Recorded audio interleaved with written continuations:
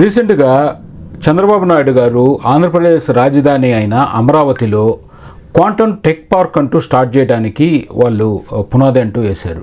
అంటే ఇది 2026 జనవరి 1వ తేదీ నుంచి ఈ టెక్ పార్క్ అంటూ స్టార్ట్ అవుతుంది.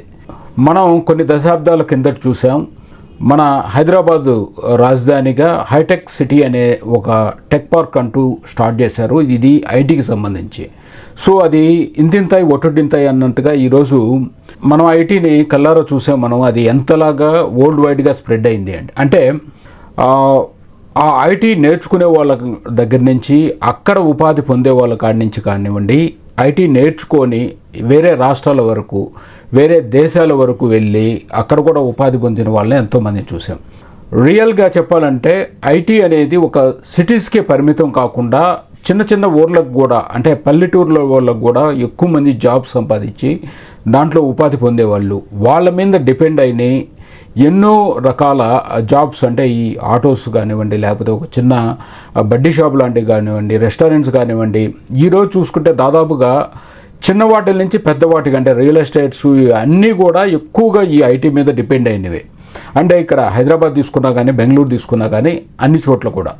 సో ఈరోజు quantum valley, quantum physics, quantum computers గురించి ఒక ఫస్ట్ స్టెప్ అంటూ ఇండియాలో మొట్టమొదటిసారిగా ఒక టెక్ పార్క్ అంటూ పడింది.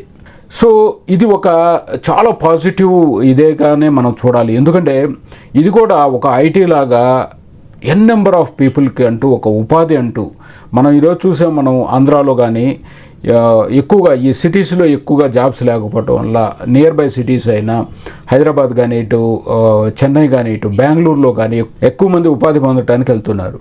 సో ఇప్పుడు ఈ క్వాంటమ్ కంప్యూటర్స్ లిటిల్ బిట్ ఒక హెడ్ ఆఫ్ టైంలో మనం దీంట్లోకంటూ వస్తున్నాం కాబట్టి దీంట్లో ఎక్కువ మందికి అవకాశాలు రావాలని మనస్ఫూర్తిగా కోరుకుంటున్నాం. అయితే అసలు ఈ క్వాంటమ్ కంప్యూటర్స్ అంటే ఏంటి, అసలు ఇది ఎలా వర్క్ అవుతుంది అనేది ఇప్పుడు చూద్దాం.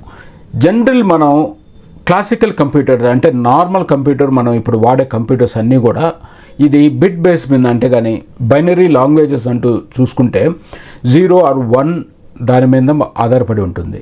సో ఈ క్వాంటమ్ కంప్యూటర్స్ వచ్చేసి క్యూబిట్ మీద ఆధారపడి ఉంటుంది. అంటే 0 అయినా కావచ్చు, 1 అయినా కావచ్చు, లేకపోతే బోత్ అయినా కూడా కావచ్చు అనమాట. 0, 1 or బోత్ అనేది దీని ఆప్షన్గా ఉంటుంది. సో ఇది కూడా మనకి కొంచెం డిఫికల్ట్గా ఉంటుంది అర్థం చేసుకోవడానికి. ఇంకా ఒక స్పూన్ ఫీడింగ్ వేలో వెళ్దాం. ఒక డమ్మీ పీపుల్ లేదా ఒక ఏమీ రాని వాళ్ళకి కూడా అర్థమయ్యే లాంగ్వేజ్లో అంటూ మనం మాట్లాడుకుందాం. జనరల్గా మనం ప్రాసెసింగ్ అంటూ కంప్యూటర్లో, నార్మల్ క్లాసికల్ కంప్యూటర్లో ప్రాసెసింగ్ అంటూ చూసుకుంటే స్టెప్ బై స్టెప్ ప్రాసెసింగ్ అంటూ జరుగుతుంది. కానీ ఈ క్వాంటమ్ కంప్యూటర్స్లో ప్యారలల్ ప్రాసెసింగ్ అంటూ జరుగుతుంది. సో మనం కొంచెం ఐటీలో డీపర్గా వర్క్ చేసిన వాళ్ళకైతే ఈ ప్యారలల్ ప్రాసెసింగ్ అనేది ప్రోగ్రామెటికల్ వేలో అంటూ చేస్తూ ఉంటారు. సో కొంచెం అంటే ఎక్కువ టైం తీసుకునేది, ఫర్ ఎగ్జాంపుల్ ఒక డే టైం తీసుకునేది maybe it will complete in 3 hours 4 hours టైంలో కంప్లీట్ అయ్యేటట్టుగా చూస్తూ ఉంటాం. But processor is the same thing. అయితే ఇక్కడ ఒక ఫజిల్ అంటూ మనం తీసుకుంటే, ఒక ఫజిల్ అంటూ తీసుకుందాం అనుకుందాం మనం. సో ఈ ఫజిల్లో ఎన్నో దారుల్లో మనం ఒక గోల్కి రీచ్ అవ్వచ్చు. సో నార్మల్ కంప్యూటర్ అనేది ఒక దారిని తీసుకొని దాన్ని ఆ గోల్ వరకు చేరుకోవడానికి ఇది పాసిబులా కాదా అనేది మాత్రమే చూస్తుంది. క్వాంటమ్ కంప్యూటరు అన్ని దారులను ఒకేసారిగా ఆ గోల్ వరకు చేరుకోవటం పాసిబులా కాదా అనేది క్యాలిక్యులేట్ చేస్తుంది.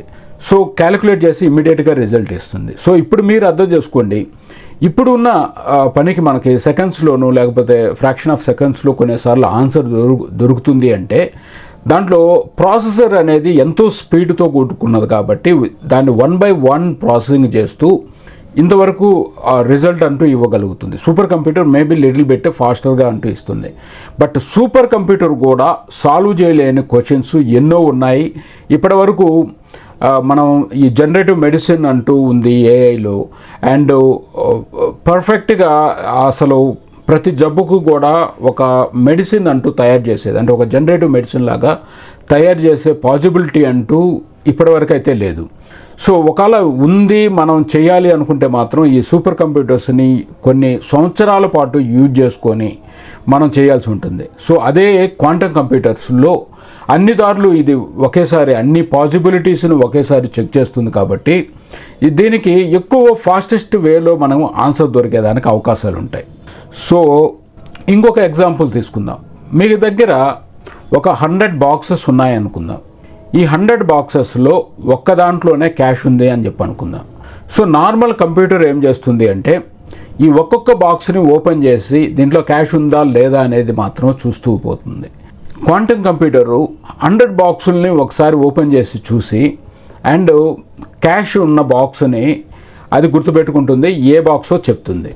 సో ఇది ఇలాంటి fastest way of N number of possibilities తోటి ఎన్ నెంబర్ ఆఫ్ వేస్ తోటి ఎట్ ఏ టైమ్ ప్యారలల్గానే ఇది సెర్చ్ చేసి మీకు రిజల్ట్స్ అంటూ ఇస్తుంది. సో ఈ క్వాంటమ్ కంప్యూటర్స్లో అసలు ఏమేం పాయింట్స్ ఉన్నాయి మనకి అంటే జనరల్గా మనం చూస్తాం, ఇది బిట్స్లో కానివ్వండి వీటిలన్నిటిలో మనం జనరల్గా కంప్యూటర్స్లో లాజిక్స్ అంటూ చూస్తాం, ఎండ్ ఆర్ ఈ boolean values true or false ఇట్లాంటివన్నీ చూస్తూ ఉంటాం. బట్ ఈ క్వాంటమ్ కంప్యూటర్స్లో దీనికంటూ కొన్ని టెర్మినాలజీస్ ఉన్నాయి. ఒకటి సూపర్ పొజిషను, రెండోది ఎంటాంగ్లిమెంట్, మూడోది ఇంటర్ఫరెన్స్, ఇలాగా కొన్ని టెర్మినాలజీస్ అంటూ ఉన్నాయి. ఈ టెర్మినాలజీస్లోనూ కూడా మనం సింప్లెస్ట్ వేలో అంటూ అర్థం చేసుకోవడానికి ట్రై చేద్దాం. ఈ సూపర్ పొజిషన్ అంటే క్యూబిట్ అనేది మల్టిపుల్ స్టేట్స్ని ఇది హోల్డ్ చేస్తుంది. సో ఫర్ ఎగ్జాంపుల్ మీరు ఒక రెస్టారెంట్కి వెళ్ళారు అనుకుందాం.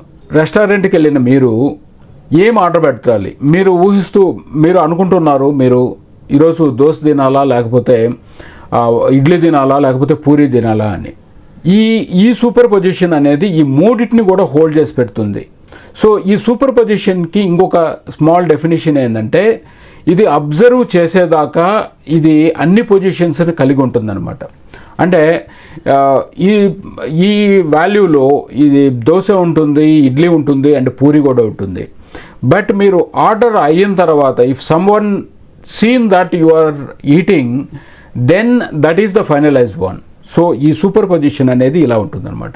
సో అంటే ఇది అన్ని పాసిబిలిటీస్ని ఇది అన్ని స్టేట్స్ని కూడా హోల్డ్ చేసి ఉంటుంది. సో ఇంకా మనం చెప్పాలంటే ఒక కాయిన్ని మనం స్పిన్ చేసినప్పుడు కాయిన్ అది హెడ్ అయినా పడవచ్చు లేకపోతే టైల్ అయినా పడవచ్చు. కానీ ఈ సూపర్ పొజిషన్లో ఇది ఈ క్యూబిట్లో ఇది ఎలా చూపిస్తుందంటే హెడ్ ఆర్ టైల్ కానివ్వండి, ఇది స్టిల్ బోత్ అంటే ఇది స్పిన్నింగ్ పొజిషన్లో ఉన్నప్పుడు బోత్ అనే కానివ్వండి ఈ మూడింటిని కూడా ఇది హోల్డ్ చేసి ఉంటుంది. సో దీన్నే మనం సూపర్ పొజిషన్ అంటాం. సో ఎంటాంగ్లిమెంట్ అంటే ఏంటి? మీ దగ్గర ఒక 3 రింగ్ ఉండి అది మీరిద్దరు ఫ్రెండ్స్ దగ్గర కూడా ఆ 3 రింగ్ ఉండి ఆ 2 రింగులను కూడా ఒక మ్యాజిక్ వైర్ తోటి కనెక్ట్ చేసి ఉంది అనుకుందాం. సో మీ 3 బాగున్నప్పుడు ఒక గ్రీన్ కలర్ హ్యాపీగా ఉన్నప్పుడు ఒక గ్రీన్ కలర్ వెలిగింది అనుకుంటే, సో మీ 3 రింగ్ మీరు హ్యాపీగా ఉన్నప్పుడు గ్రీన్ కలర్ వెలిగితే అది ఆ మ్యాజిక్ థ్రెడ్ ద్వారా ఇంకొక పర్సన్ యొక్క 3 రింగ్కి కనెక్ట్ అయి ఉంటుంది కాబట్టి అది కూడా గ్రీన్ కలర్ వెలగటం అనేది ఇదే ఎంటాంగ్లిమెంట్. సో ఇంటర్ఫరెన్స్ అంటే ఏంటి? సో ఇంటర్ఫరెన్స్ అంటే ఏమీ లేదు, కరెక్ట్ ఆన్సర్ని హోల్డ్ చేసి రిమైనింగ్ ఆన్సర్స్ అన్నిటినీ కూడా రాంగ్ ఆన్సర్స్ అన్నిటినీ కూడా క్యాన్సిల్ చేయటమే. అంటే ఇక్కడ మీరు హోటల్కి వెళ్ళినప్పుడు మీరు ఇడ్లీ కానీ దోశ కానీ పూరి కానీ ఆర్డర్ చేయాలనుకున్నప్పుడు మీరు పూరి ఒకటే ఆర్డర్ చేశారు, అది తింటున్నారు అనుకోండి, మీరు right answer is the puri only. అంటే రిమైనింగ్ ఆన్సర్స్ అన్నీ కూడా క్యాన్సిల్ చేయటమే ఈ ఇంటర్ఫరెన్స్. ఇప్పుడు మనం తెలుసుకున్నాం మెయిన్గా ఈ క్యూబిట్లో అంటూ ఏం స్టోర్ అవుతుంది, ఈ స్టోర్ అయ్యే విధానాన్ని superposition and entanglement and interference అనేది ఏమేమి చేస్తాయి అనేది. సో అసలు ఈ క్వాంటమ్ కంప్యూటర్స్ అనేది ఏంటి, ఫ్యూచర్లో దేనికి యూజ్ చేయబోతున్నాం, ఎలాంటి ప్రాబ్లమ్స్ని ఇది సాల్వ్ చేయబోతుంది.